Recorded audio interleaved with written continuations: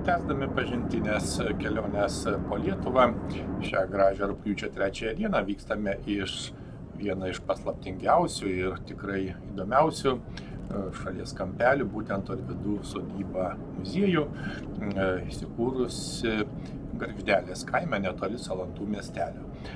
Tai vieta, kur menas, gamta ir dvasia susilieja į vieną visumą.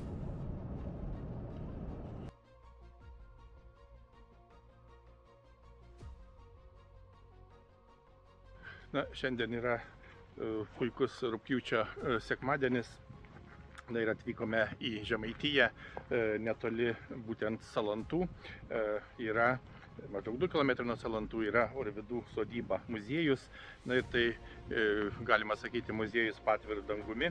Iš esmės daugiausiai yra skulptūros iš akmens, taip pat medžio. Iš tiesų tikrai įdomus lankytinas objektas, istorinis objektas. Ir taip pat apžiūrėsime, pasivaikščiosime, papasakosime apie šią tikrai unikalią ir įdomią vietą.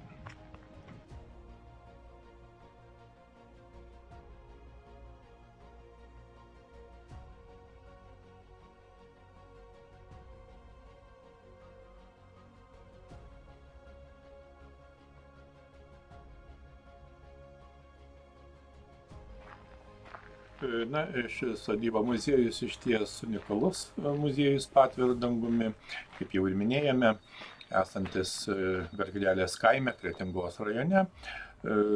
Išties tai išskirtinis meno ir dvasinės ramybės kampelis, kurį įkūrė akmens skulptorius, pranciškonų brolis Vilius Orvidas.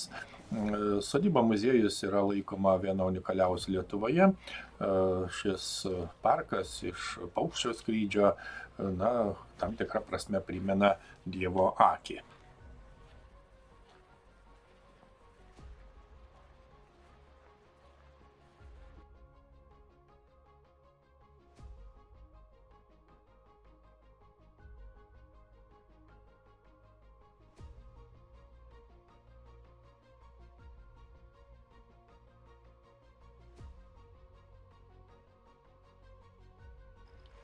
Vilius Orvidas pradėjo kurti šią vietą 1959 metais, sugrįžęs iš tremties su šeima.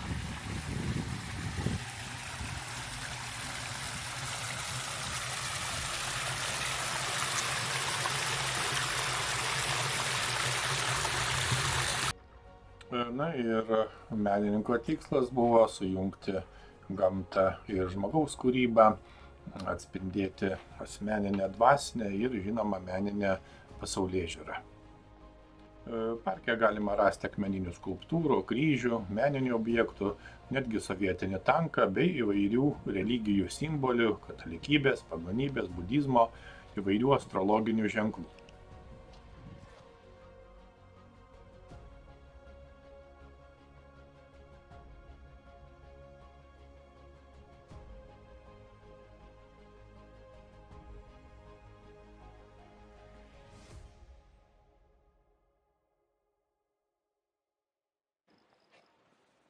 Akivaizdu, kad sodyba susideda iš tikrai daug dalių, akmenų, medžių, senų daiktų.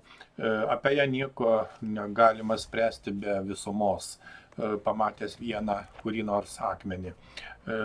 Gali studijuoti kiekvieną nedidelį tos visumos elementą, tačiau viskas susideda iš kompozicijų. Iš pirmo žvilgsnio neretai atrodo, kad tai tiesiog paprastas akmuo, bet įsižiūrėjęs gali pastebėti, jog kažkas yra pakeista, kad sudarytų dar didesnę mistiką ir sukeltų daugiau apmąstymų.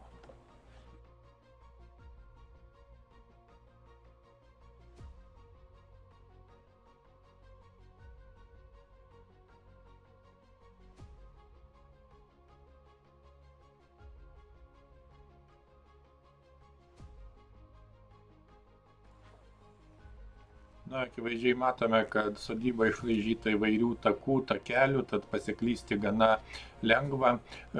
Daugelį metų iš Salantų apylinkių į sodybą buvo vežami melioratorių sunaikinimui pasmerkti rieduliai, šimtamečio ąžuolai, griaunamose sodybose likę etnografiniai daiktai ar iš kapinių pašalinti seni kryžiai.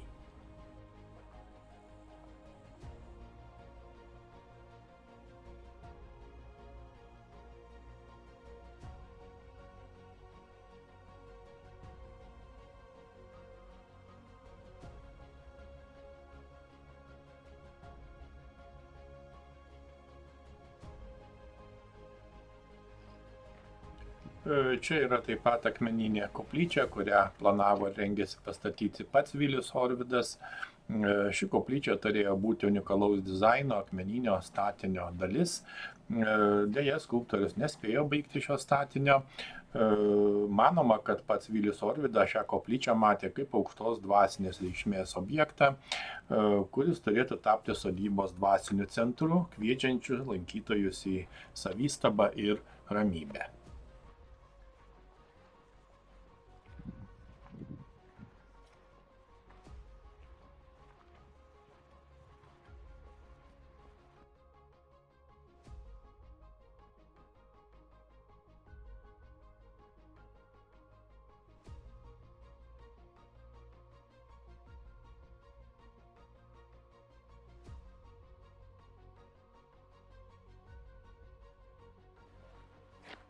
Na, Vilius Orvidas akmentašystės amato išmoko iš savo tėvo akmentašio Kazio Orvido, kuriam savo ruožtu akmenoriaus amatą perdavė jo tėvas Jonas Orvidas. Galima sakyti, kad tai ištisa akmentašių dinastija. Reikia pasakyti, kad Orvido sumanymas bei vis labiau besiplečianti veikla labai nepatiko sovietmečio valdžiai, kuri kaip įmanydama bandė sutrukdyti bei sunaikinti tai, kas buvo padaryta, tačiau sodybai pavyko išlikti.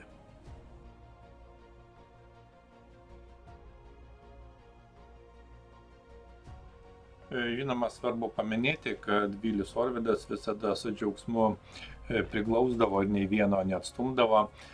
Ne vienas žmogus būtent šioje sodyboje atrado savo gyvenimo kelią, atsikratė gyvenimo žlugdančių įpročių, pajautė vidinę laisvę dėka būtent tokio dvasinio vedimo. Gana dažnai tai buvo visuomenės atstumti žmonės, praradę savivertę ar tiesiog neturintis kur eiti. Menininkas tikėjo, kad kurdamas žmogus gali atsigauti. Galima sakyti, kad taip gelbėdamas akmenį ir medį, Vilius nejučia išgelbėjo ne vieno žmogaus sielą. Pravartu taip pat priminti, kad 1989 metais Vilius davė pirmuosius Šventojo Pranciškaus mažesniųjų brolio ordino vienuolio įžadus, pasirinkdamas brolio Gabrieliaus vardą. Dirbdamas, žinoma, didžiausią dėmesį skyrė ne savo ir savo darbui, o erdvės, kurioje galėtų atsigauti, pasimelsti, pamedituoti pats bei visi norintys sukūrimui.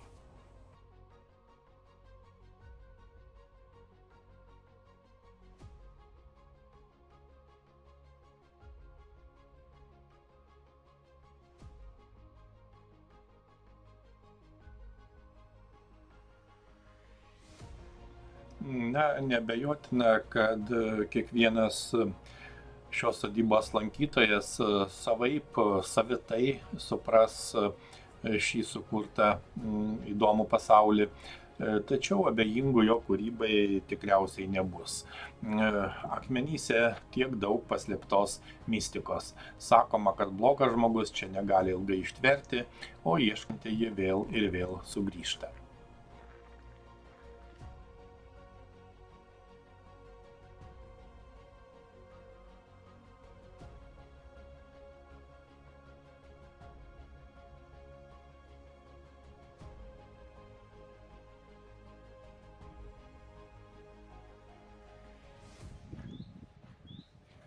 Dar kartą galime sakyti, kad tai tikrai unikali simbolinių prasmių kupina ir daug apmąstymų sukelianti erdvė. Nusakstyta akmens skulptūromis, kryžiais, paminklais su tautinė ir religinė simbolika. Išties čia laukiami visi, norintys atsikvėpti nuo miesto šurmulio ar tiesiog pabūti gamtoje, pasimėgauti jos ramybę.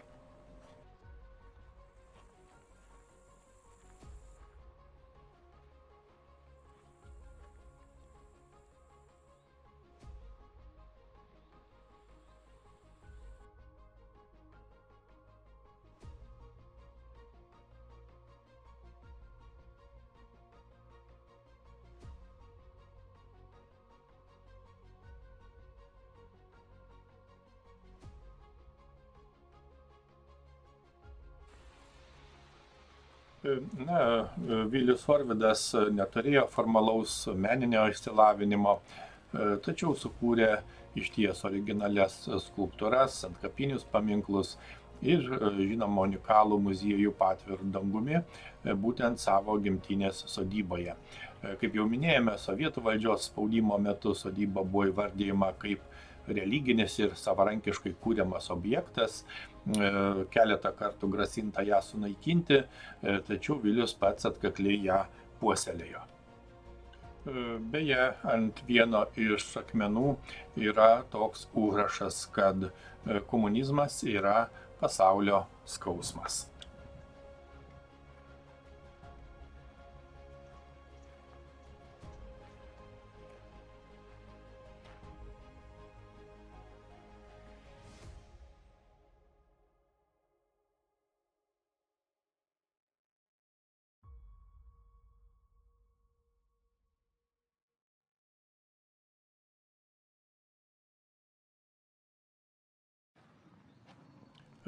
Čia taip pat lankytojų patogumui bei poilsiui yra įrengtas didelis pastatas, kurio antrame aukšte siūlomi atskiri kambariai, sodybos patalpos bei aplinka puikiai pritaikyti tiek pavienių turistų nakvyniai, tiek šeimų su vaikais poilsiui.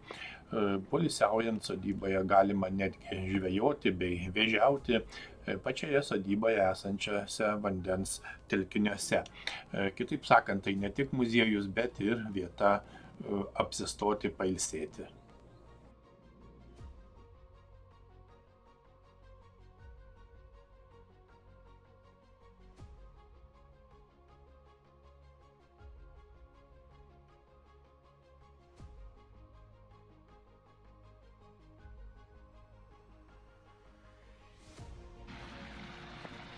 Ši sodyba muziejus neabejotinai ypatingas meninis bei dvasinis kompleksas, sujungiantis akmenis, ąžuolus, skulptūras ir žinoma įvairias meno formas. Čia gausu religinių, filosofinių ir gamtinių motyvų, kurie atspindi Viliaus Orvido pasaulėjautą. Jis prieš save be abejo turėjo ir sovietinės sistemos priespaudą, tačiau sodybos kūrimas buvo jo dvasinės laisvės ir maišto tam tikra išraiška.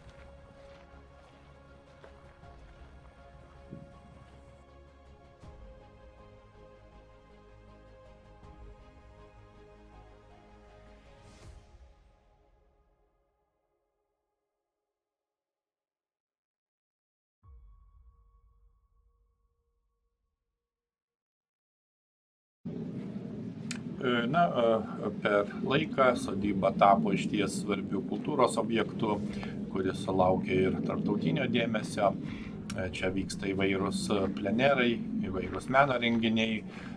Šiuo metu sodyba muziejus yra ir taip pat turistų traukos vieta, savitai sauganti Viliaus Orvido atminimą ir žinoma jo kūrybinį palikimą. Tikrai tai realus dvasingumo centras, į kurį gali ateiti visi – ir pikti, ir nusivylę, ir pakylėti, ir laimingi.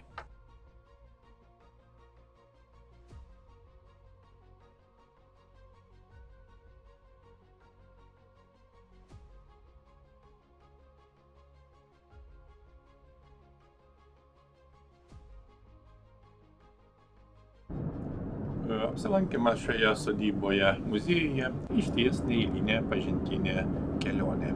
tai tikrai patirtis, kurią sunku nusakyti vien žodžiais. Iki kitų prasmingų kelionių.